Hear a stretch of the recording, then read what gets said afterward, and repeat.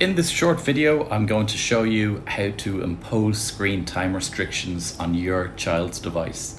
So the first thing I'm going to do is I'm going to click on Settings here. I'm going to scroll down on the left hand side and I'm going to click on Screen Time. This here gives you access to all the screen time restrictions. The first thing we're going to do here is we're going to set up a screen time passcode to lock in screen time settings. I'll click here on Screen Time Settings. I'll type in my code and we're going to keep this code secret. I'm going to skip this for the moment. But now that means that all of the restrictions I put in place are hidden behind a secret code. The first thing I'm going to do now is I'm going to click on App and Website Activity and I'm going to turn that on. So I'll click this here and I'm going to turn on App and Website Activity, and this will show me screen time usage as well as other details such as how often I use certain apps during the week or indeed during the day. And you see the list and the times will appear here. With that turned on, I'll now go to Downtime. Downtime allows you to schedule when apps can be switched off and blanked out. So if I click on Scheduled, I can click here. We can have it every day and we can set a time. At the moment you can see it's from 10 p.m. to 7 a.m. Maybe we want that from 6 p.m. until 7 a.m. Make sure that block at downtime is turned on. With that turned on, it means that the apps will be grayed out and inaccessible. I'm going to click on Customize Days here. I'm going to go to Wednesday and I'm going to return that down to 3 p.m. So I'll do that.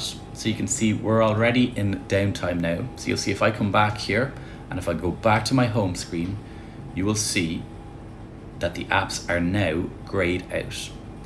With the apps grayed out and with a screen time passcode in place, it means that when I click on one of the apps, this will appear. There is the option to ask for more time. However, you will only be able to ask for 1 more minute, 1 time. Once you have done that, you will need to enter a screen time passcode to extend your use of that app. So let me just turn off downtime for now. Click that and I'll turn it off and I'm going to go back to screen time here. Below downtime is app limits.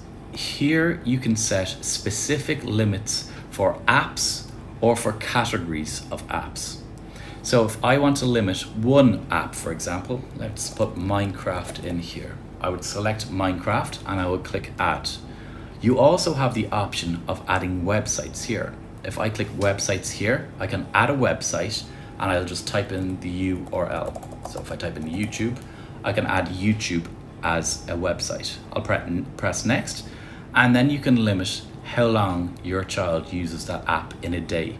This is reset at midnight every day, but the lowest is 1 minute. If I press add, you will see that there is the app limit there. If I swipe across, I can delete this app limit here. I'll press delete, and now you can see there's actually no limits on apps. Coming back out here again, we've got always allowed. These are the apps that will be allowed even during downtime. If I scroll down here, maybe I've got downtime on after 4 o'clock every evening, but perhaps I still want my child to be able to access Seesaw, for example.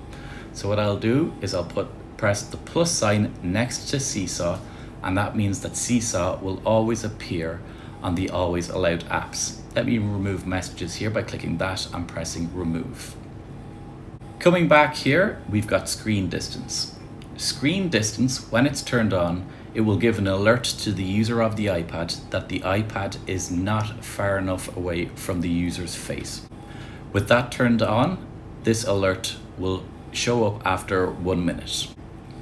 Next up, we're going to move into the communication part of the restrictions. If I click on communication limits here, it means allowed communication during screen time, which means anything that is not downtime. Your child can contact everyone if they're using the Messages apps. I strongly suggest that this is limited to contacts only if they are using the Messages app. If we come back here, you've got during downtime, you can click on this and you can limit it to even specific contacts, only people that you have specified. Allow contact editing. At the moment you can see that that's turned off, and I strongly recommend you keep that turned off just so it will require you to create a contact as opposed to letting your child create a contact. After communication limits, we've got communication safety. If you click on this and if you turn this feature on, it means it can detect any inappropriate or nude photos or videos that the device might be receiving. It will then put up a warning, and it will also block it as well. There's also a link in here to many different types of resources that parents can find useful, such as resources that will advise you on how to talk to your children or your teenagers about the sharing of inappropriate photos or inappropriate videos.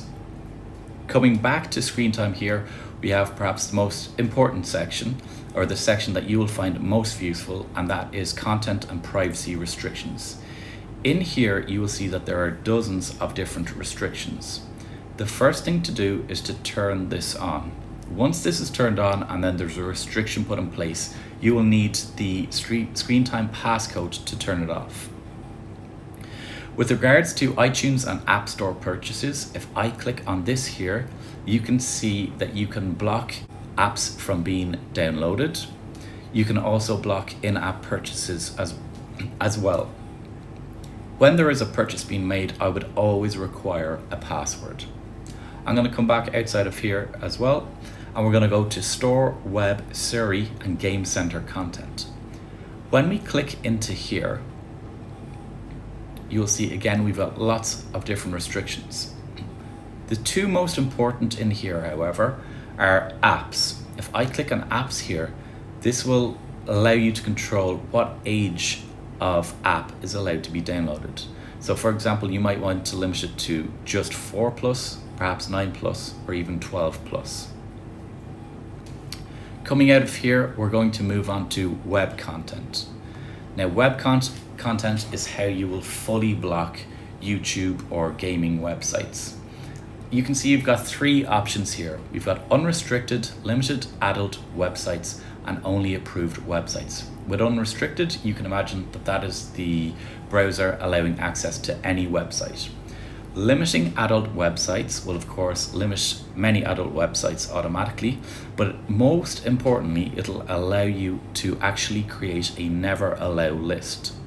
At the bottom here, I'm going to press add website. From here, I will now type in YouTube, for example. So I'll type in YouTube and I'll go back to web content. I will now go back to my settings here. If I now come out of here and if I go to Safari, when I type in YouTube here, you will see that it will come up as a restricted site.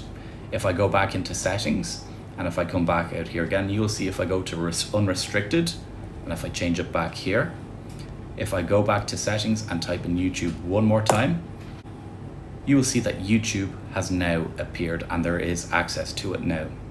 I'm going to go back to settings again and we'll just have a look at one last more option, and that's only approved websites. In only approved websites, you have to manually input websites that you want your child to access. If you do select this, please make sure you allow educational websites such as Seesaw. Coming out of here, you've got your privacy settings. Here you can decide which apps have access to your location, to your microphone, and to your photos as well. And the last thing I would like to show you is allowing changes to. At the moment, you can see I am allowing changes to my passcode and my Face ID. If I click here, that means that I can actually change my passcode and my Face ID. Or Touch ID if you don't have an iPad Pro. If I click Don't Allow, you will see on the left-hand side I have Face ID and passcode as an option on the left-hand side. But if I click Don't Allow and if I come out here again, you will see that that vanishes and your child will not be able to change their Face ID or their passcode.